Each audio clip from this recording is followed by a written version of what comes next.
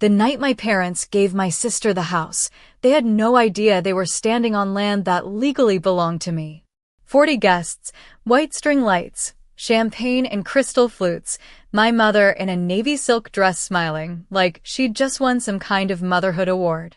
My father stood on the back patio with one hand around a microphone and the other resting proudly on Chloe's shoulder, like he was presenting the future of the Dawson family to the world.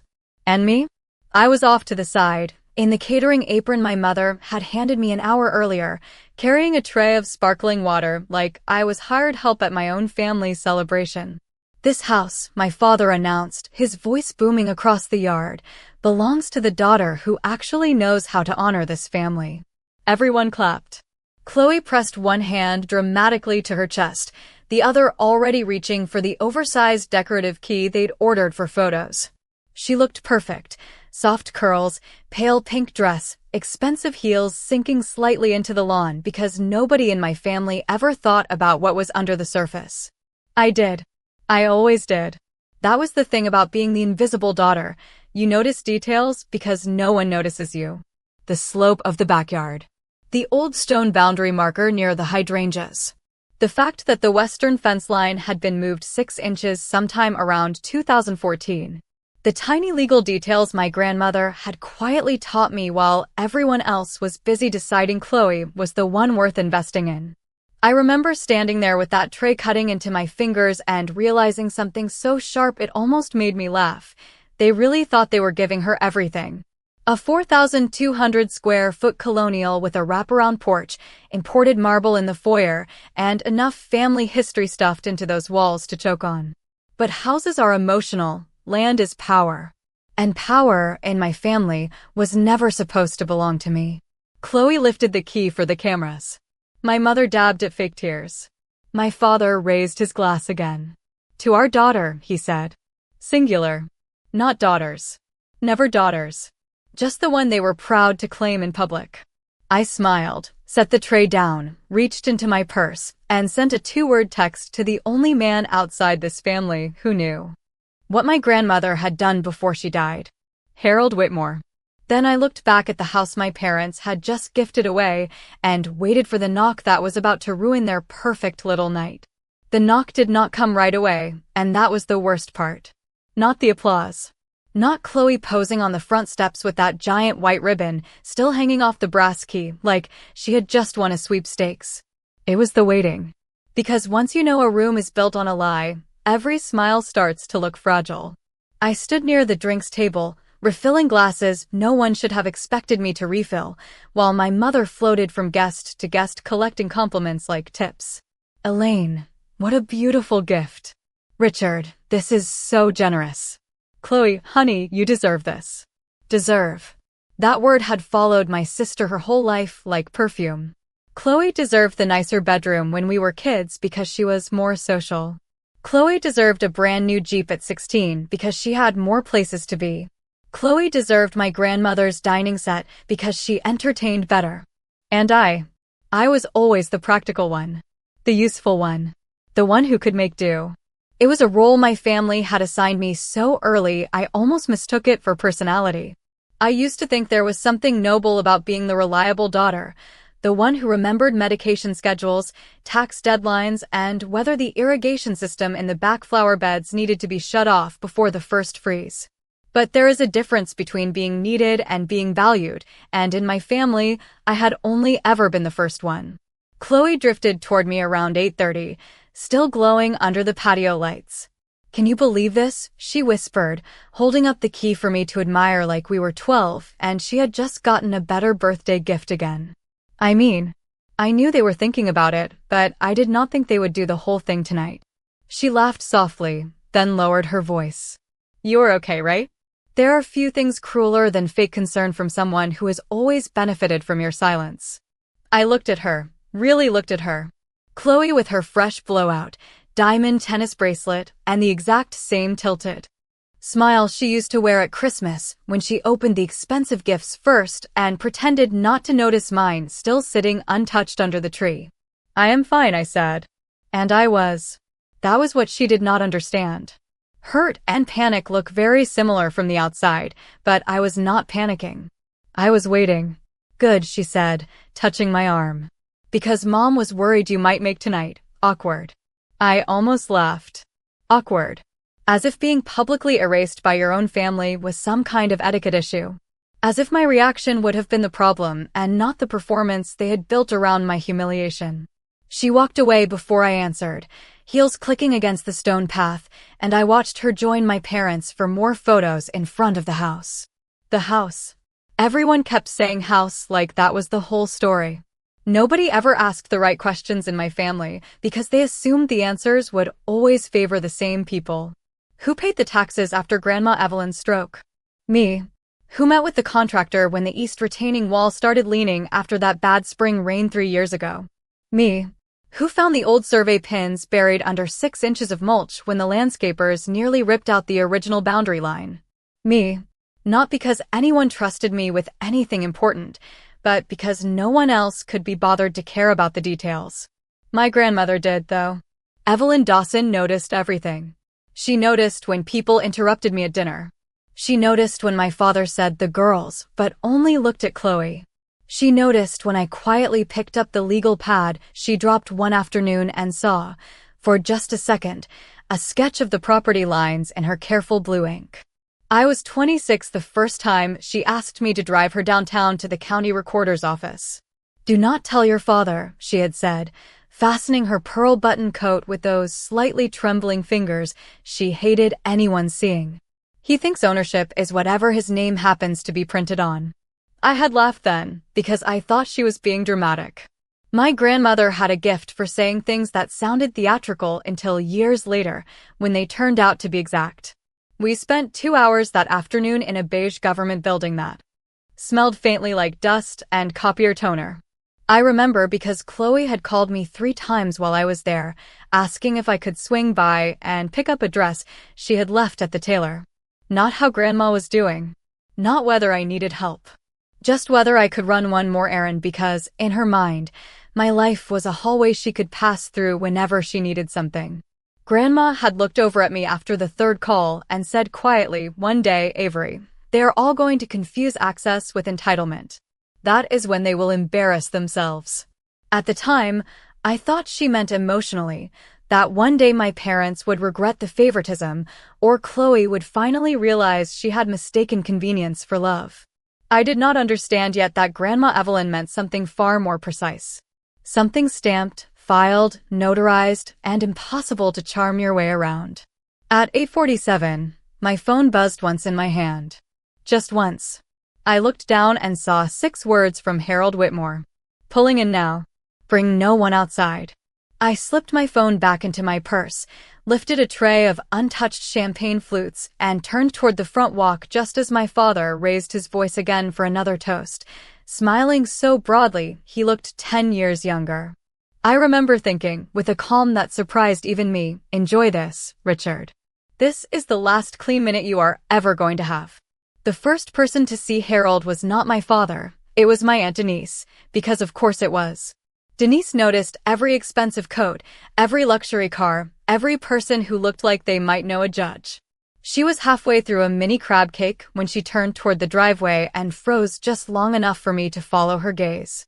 Harold Whitmore was walking up the front path in a charcoal overcoat, leather briefcase in one hand, expression unreadable in that particular way attorneys seem to practice until it becomes permanent.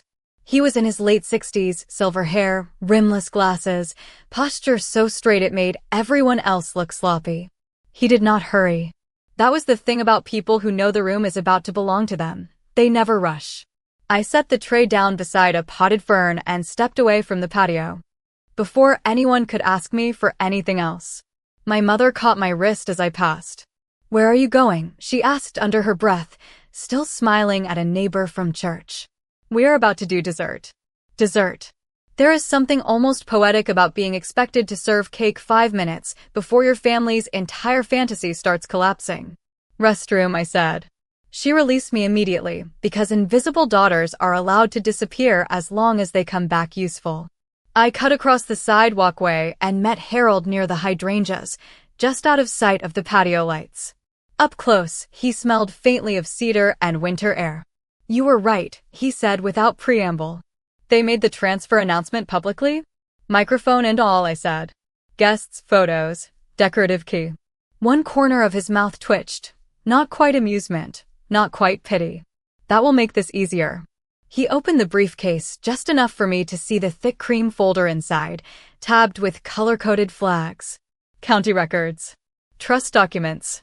Survey maps. Copies of signatures that had outlived the people who made them. The kind of paper that does not care who your parents love more. You do not need to say much tonight, he told me. In fact, the less you say, the stronger this lands. Let them ask the questions. Let them walk themselves into the wall.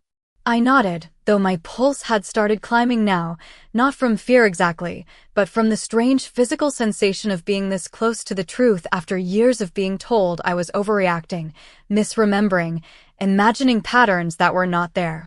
There is a particular exhaustion that comes from being the only person in a family who sees things clearly. After a while, you start wondering if silence is easier than accuracy.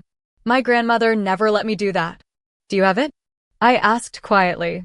Harold looked at me for a moment, then reached into the folder and handed me a single photocopied page in a clear sleeve. Not the whole packet. Just enough. My name sat there in clean black print. Avery Elaine Dawson, under a line that made the back of my neck go cold even though I had already read it twice before in his office downtown. Sole beneficial interest in underlying parcel, subject to terms of the Evelyn M. Dawson Family Land Trust, irrevocable. Upon death. It still felt unreal. Not because I doubted my grandmother, but because people like my parents train you to doubt anything that restores your own value. Harold took the page back and slid it into the folder. Your father never checked the underlying parcel history, he said. He assumed the improvements and the land were bundled the way they had always been represented inside the family. They were not. Because Grandma separated them. 12 years ago, he said. Quietly, legally, and very thoroughly. 12 years. Which meant she had done it while I was still in college, while Chloe was posting spring break photos from Cabo and my mother was forwarding me grocery lists for family dinners I was expected to help cook. All that time, the real structure of the family's most prized asset had already changed beneath our feet, and no one noticed, because no one bothered to look beyond the surface. That was the Dawson family in one sentence. Beautiful facade, rotten assumptions. We heard laughter rise from the patio, followed by the clink of forks against dessert plates. My father was doing one of his stories now. I could tell by the rhythm of the crowd. Pause, laugh, louder laugh. His favorite sound in the world besides his own approval. Harold closed the briefcase. One more thing, he said. When I speak to them, your mother is going to try to make this emotional. Your sister will try to make it personal. Your father will try to make it procedural. Do not take the bait from any of them. What do I do? I asked. He looked past me toward the lit windows of the house, toward the family who had spent years making me smaller because it made their hierarchy easier to maintain. You stand there, he said, and let ownership introduce itself. I do not know why that nearly made me cry, maybe because it was the first time in my life someone had spoken about my place in that family like it was real, fixed, undeniable. Not negotiable depending on Chloe's feelings or my father's mood or whether my usefulness happened to be convenient that week. Real. Mine. I took one slow breath, then another, and together we walked back toward the patio. The timing could not have been crueler if someone had staged it. Chloe was standing in front of the fireplace wall outside, one hand curled around a champagne flute, the giant ceremonial key propped against her legs while two of her friends adjusted the angle for photos. My mother was arranging the cake table beneath a framed sign that read "Home Sweet Home" in gold script. My father was near the center of the crowd, telling everyone they would begin the symbolic handoff in just a moment, because apparently this disaster still had another act. He saw Harold first. You could actually watch the confusion move across his face in stages: recognition, irritation, calculation. Harold, he called out, loud enough for half the patio to turn. What are you doing here? The chatter softened.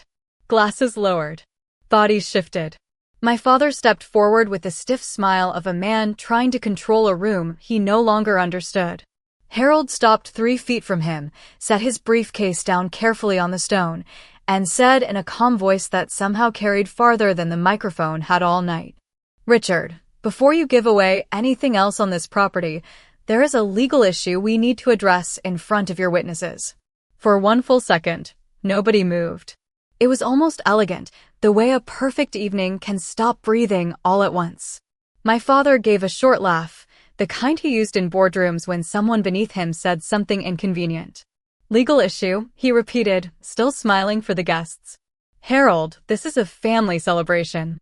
If you need to discuss paperwork, call my office Monday." He tried to wave it away with one hand, casual, dismissive, practiced. The exact same gesture he used when I was 15 and told him the upstairs plumbing was leaking into Grandma's old study. The exact same gesture he used when I was 23 and pointed out that one of the county tax parcels listed a separate mailing designation. "You worry too much, Avery," he had said back then, not even looking up from his phone. "You always make simple things complicated." But some things only look simple when someone else has already done the work of understanding them. Harold did not leave. He did not even blink. "I am afraid this cannot wait until Monday," he said. "And since you have chosen to make a public representation of ownership tonight, it is in your best interest that I correct the record now." Correct the record. You could feel the mood shift under those 3 words. Guests who had been balancing dessert forks and champagne flutes suddenly looked very interested in not being the first person to react. My Aunt Denise took one slow step backward without taking her eyes off Harold. My mother's smile tightened so sharply I could see the strain in her jaw from 15 feet away. Chloe let out a little laugh, bright, airy, fake. "This is about paperwork," she said, lifting one hand as if this were all mildly embarrassing for her. "Dad, seriously, can we not do this in front of everybody?" There it was. The Dawson Family Emergency Response System. Step 1, minimize. Step 2, isolate. Step 3, if neither works, blame the person least protected in the room. My father looked at me then. Not Harold. Me. Because somewhere under all his arrogance, Richard Dawson had always known one thing with perfect instinct. If something was going wrong in this family, I was usually the one holding the thread. "Avery," he said, his voice dropping into that cold, warning register that used to make my stomach knot when I was younger. "What is this?" I could feel 40 pairs of eyes shift with his. It would have been so easy in that moment to do what I had done my whole life, soften, apologize, step in to absorb the discomfort so everyone else could go back to pretending. But there comes a point when being the family shock absorber starts to feel less like kindness and more like self-erasure. So I did the one thing nobody in my family had ever trained me to do. I stayed calm. "I think Mr. Whitmore is here because you announced a transfer you do not legally understand," I said. No raised voice. No tears. No shaking. Just the truth, laid flat on the table where everyone could finally see it. The silence after that was different. Heavier. More dangerous.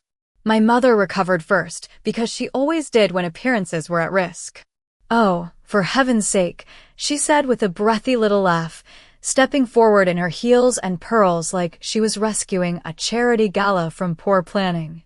"This is absurd. Harold, if Evelyn left some sentimental keepsake to Avery, we are all happy for her, but this is hardly the time this is." "Not about a keepsake," Harold said. "This is about title." That word landed like a dropped glass. Title. Not feelings. Not misunderstandings. Not old family wounds people could dismiss as jealousy or resentment. Title. A word with edges. A word that does not care who is favored at Christmas or who got seated in the center of the family photos. A word that sits in public records offices and survives entire bloodlines. My father's smile disappeared. "Be specific," he said. Harold nodded once, as if he had been waiting for permission he did not actually need. Then he opened the briefcase on the stone ledge beside the outdoor fireplace and withdrew a cream folder thick enough to make several guests lean forward without meaning to.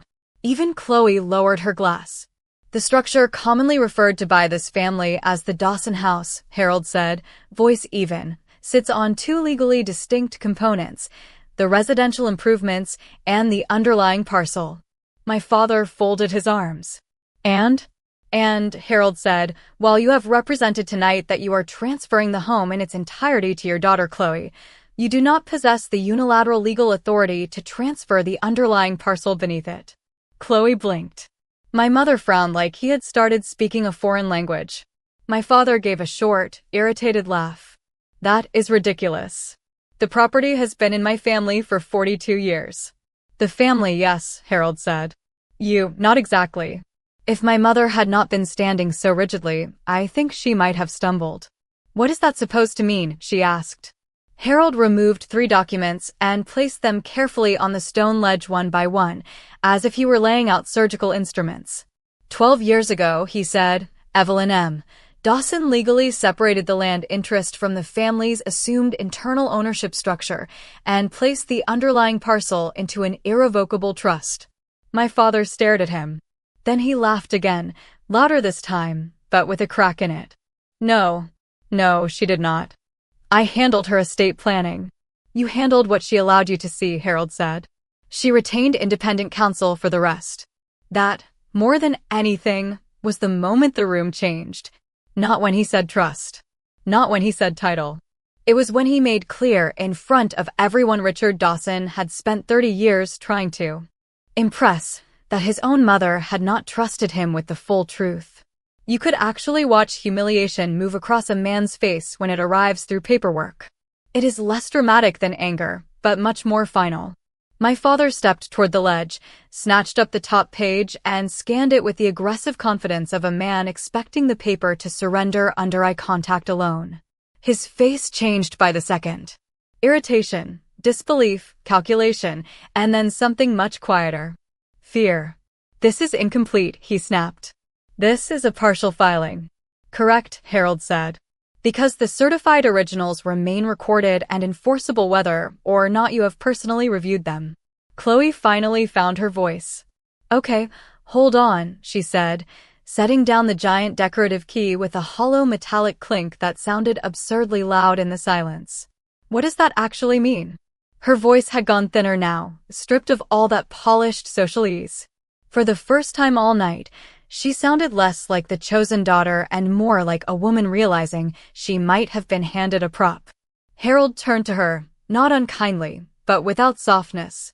It means, he said, that no one standing here tonight can legally gift you full control of this property, because the land beneath this home is not yours to receive.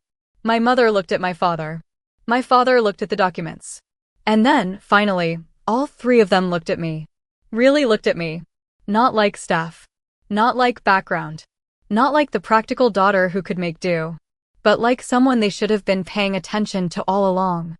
And for the first time in my life, I did not look away.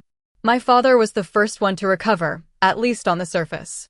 Men like Richard Dawson do not know how to feel embarrassed in public without immediately turning it into aggression disguised as authority.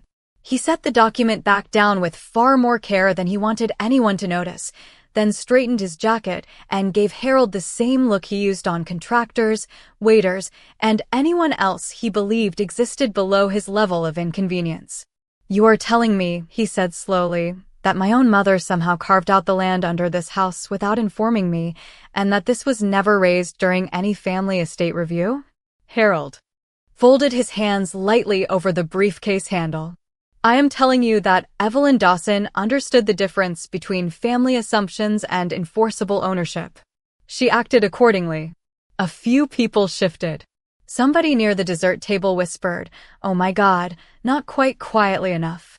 My Aunt Denise, who had spent the first half of the evening trying to figure out whether the caterer had overcooked the salmon sliders, was now fully invested in what had clearly become the best entertainment of the year. My mother turned toward me so fast her earrings swung. "Avery," she said, in that voice mothers use when they want the room to believe they are still in control. "Did you know about this?" It was not a real question. It was a trap wrapped in disbelief. Because if I said yes, I was manipulative. If I said no, I was incompetent.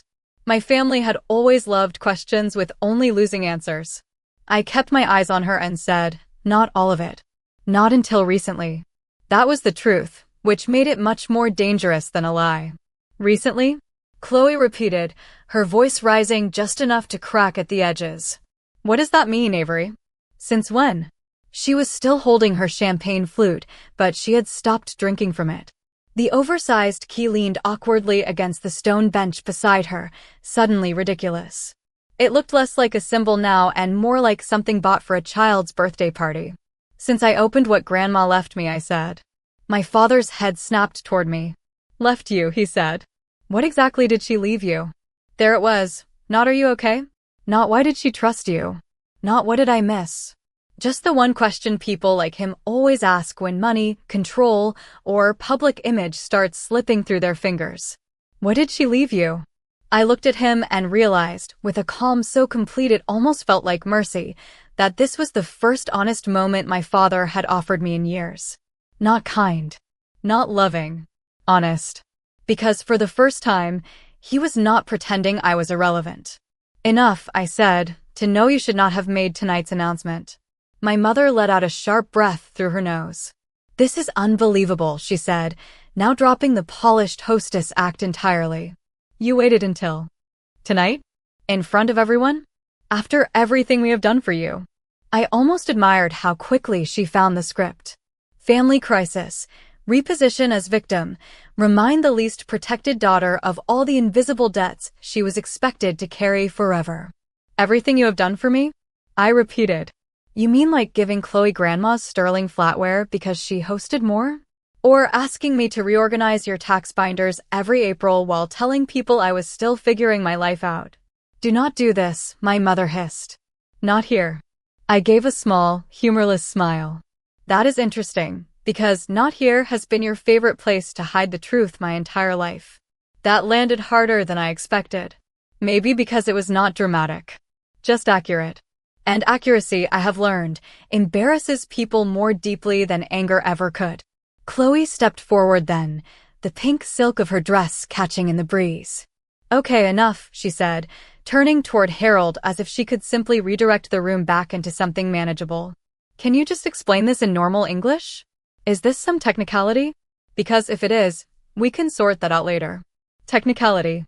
Another family favorite. That word people use when they mean, this fact is inconvenient to my entitlement. Harold did not even glance at my father before answering.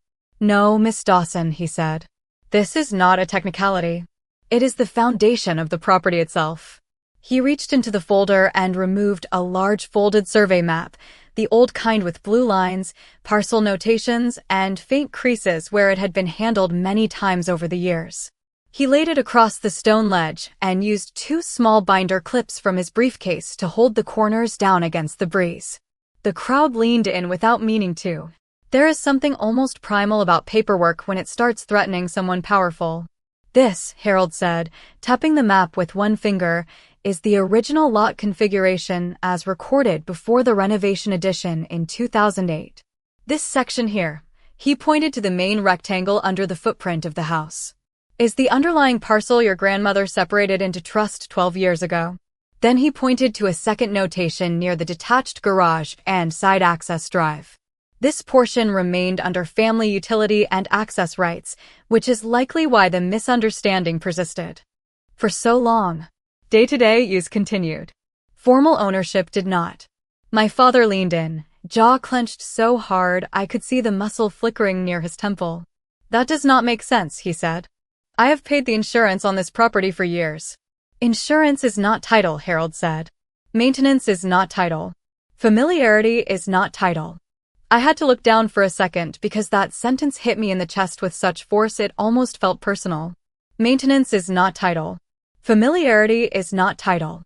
If someone had asked me to summarize my role in the Dawson family for the last decade, that would have been it. I maintained. I was familiar.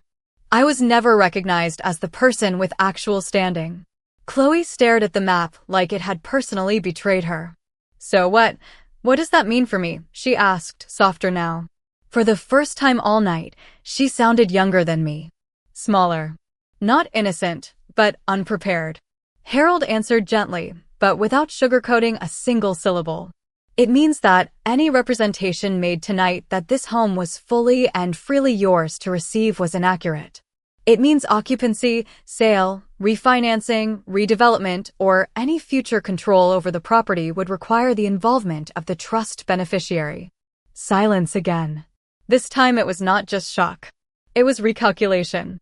You could feel people mentally replaying every toast, every photo, every smug little speech my father had made over the last hour and suddenly seeing them for what they were, confidence built on ignorance. My mother's eyes finally returned to me, and when they did, I saw something I had spent my entire childhood trying to earn from her. Not affection. Not pride. Respect. Late, unwanted, but unmistakable. Who is the beneficiary? Chloe asked, even though she already knew. Harold did not answer right away. He looked at me first, a small pause, a quiet confirmation, and then he said the words my family had somehow spent years refusing to imagine could ever be true. Avery Dawson.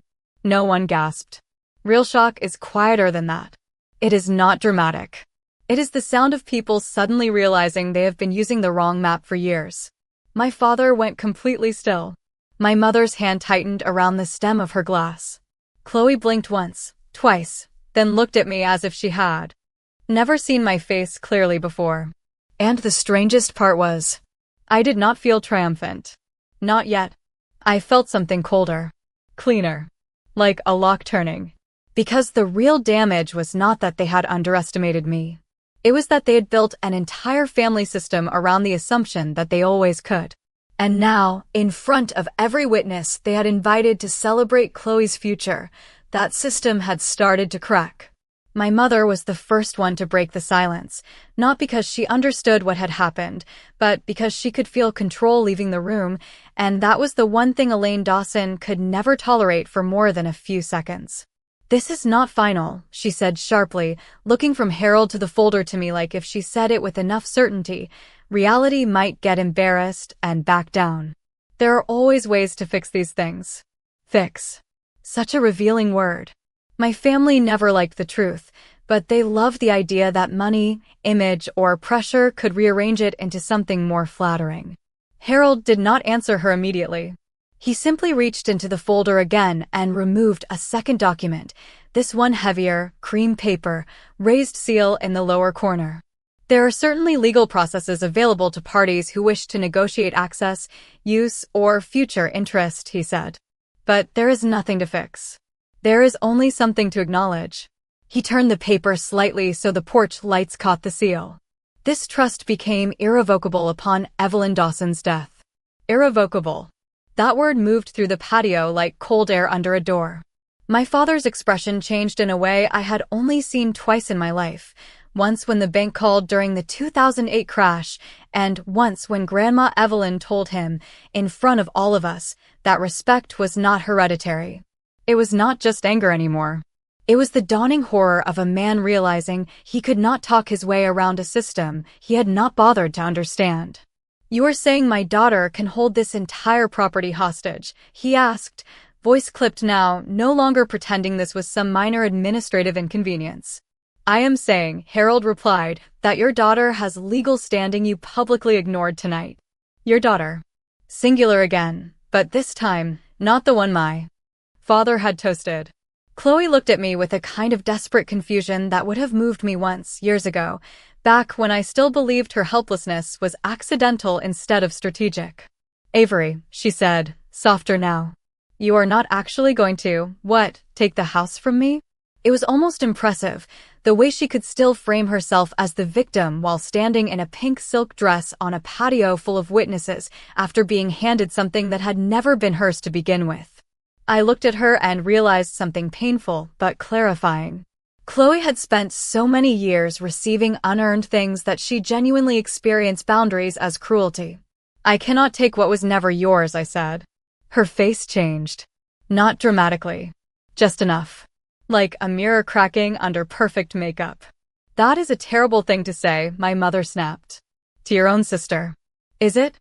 I asked, keeping my voice level. Because announcing in front of 40 people that only one daughter knows how to honor this family felt pretty terrible too. My father turned on me then, finally dropping the performance entirely. Do not do this, he said, low and hard. Do not stand there and pretend this is about fairness. If your grandmother left some technical leverage in your hands, that does not give you the right to humiliate this family. I almost smiled at that. Not because it was funny, but because it was so perfectly him. Humiliation, in Richard Dawson's world, was never what he did to other people. It was only what happened to him when the audience changed sides. You humiliated yourselves, I said. All I did was not stop you. That one landed. I saw it in the way his jaw shifted, in the way my mother looked away for half a second, in the way Chloe's fingers tightened around the stem of her untouched glass. There is a special kind of silence that follows a truth nobody in the room can honestly argue with. Harold, to his credit, did not let the moment become emotional theater. He opened the survey map again and pointed to a notation near the back tree line. There is one additional issue, he said. My father closed his eyes for half a beat, like a man who had already had enough bad news for one evening and was somehow still being charged by the minute. What now? Harold tapped the paper lightly. The western setback and accessory access route for the detached garage overlap the trust parcel boundary, which means any future use of the garage, driveway extension, landscaping modifications, or structural permitting would require written authorization from the beneficiary. This time, even Aunt Denise gasped. A real one. Tiny but sincere. Because suddenly this was not just symbolic. It was not a technical debate over abstract legal ownership. It was practical, immediate, concrete. The driveway Chloe had probably already imagined parking her luxury SUV in, the detached garage my father had bragged about converting into a guest suite one day, the side garden my mother loved showing off every spring like she personally invented hydrangeas, all of it touched the one thing they had never imagined could belong to me. My mother actually went pale. That cannot be right, she said. We redid that side path 3 summers ago. Without reviewing the updated boundary attachments, Harold said. Yes. She looked at my father like she wanted him to deny physics. He did not. He was staring at the map now with the dead, focused intensity of someone mentally replaying every arrogant assumption he had made for over a decade. And for the first time in my life, I watched my father understand that competence and confidence are not the same thing. Chloe set her glass down on the edge of the outdoor bar with a small, shaking click. So what happens now? She asked. Her voice was different now. No polish. No performance. Just fear, and underneath it, something even rarer in my family. Uncertainty. Harold closed the folder, but did not put it away. Now, he said, nothing happens tonight unless Avery Dawson chooses it. And there it was, the line everything had been moving toward all evening. Not because I wanted revenge in some loud, dramatic, movie-worthy way, but because for the first time in my life, my family had to stand still and wait for me. My mother's eyes found mine first. Then my father's. Then Chloe's. 3 people who had spent years deciding my role before I even entered the room, suddenly unable to move 1 inch further without my consent.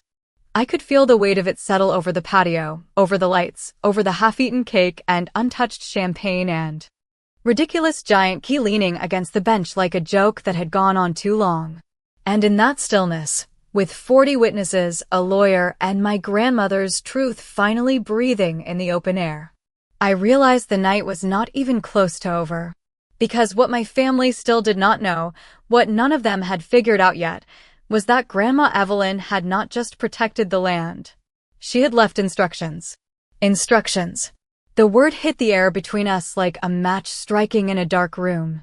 My father reacted first, because of course he did.